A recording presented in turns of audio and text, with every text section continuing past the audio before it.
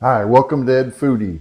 Today we're going to make a different take on one of my favorites. I love macaroni and cheese, and today I thought I'd kind of throw in some extra ingredients and make a Tex-Mex mac and cheese. So let's get started. First thing I want to do is just to boil up the macaroni.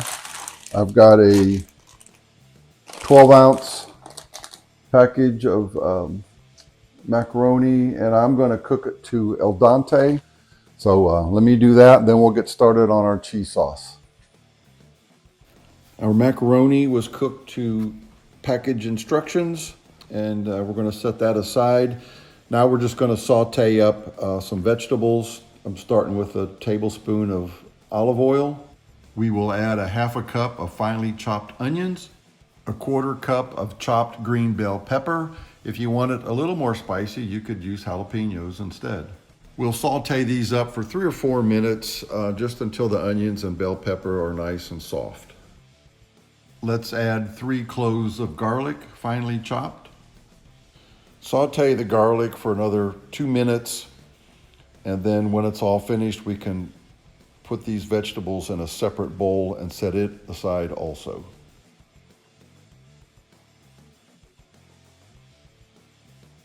Now we can make a little bit of a roux for our cheese sauce. We're going to start with 4 tablespoons of butter. Once the butter is melted, we'll add 4 tablespoons of all-purpose flour.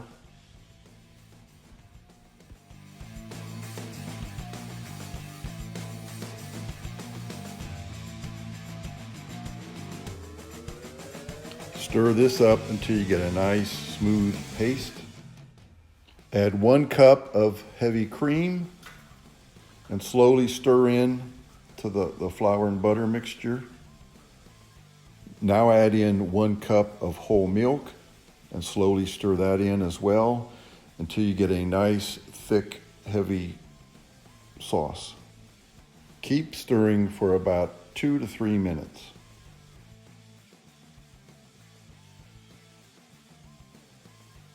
Our sauce base has thickened up nicely, and now it's time to add the cheeses. I'm using 2 cups of Monterey Jack with jalapeno grated.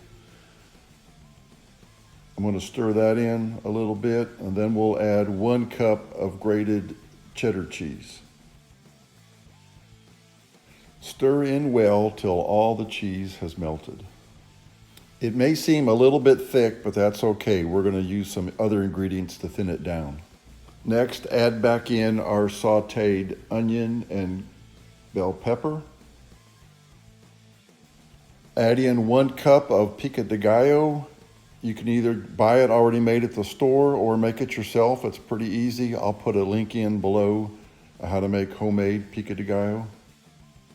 Stir that in very well. Add in 1 teaspoon of dry mustard and 2 teaspoons of chili powder. I started with a 15.5-ounce can of enchilada sauce, and mine was medium.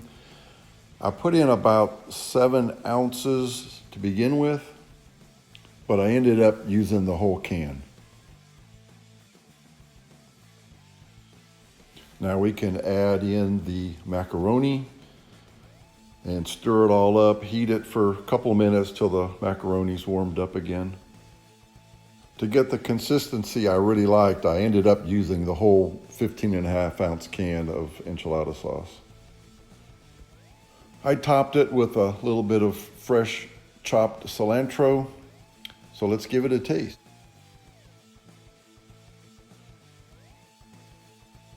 Wow, it's really good. Kind of a spiced up version of a homemade tradition macaroni and cheese. A little bit of Tex-Mex style added to it. So that's a nice side dish, but what I want to do here tonight is to make it a full course meal. So I'm going to add a little bit of ground beef to it. For the dinner tonight, I just poured this back in the pot. Here I've got, I don't know, 3/4 pound, maybe ½ pound of ground beef. I put in 2 teaspoons of taco seasoning. And we're just gonna Pour it in here. And stir it in there. Now we got more than just a side dish. We got a main course. If you like the video, please give me a thumbs up. Please subscribe to Ed Foodie right over there. Thank you for watching.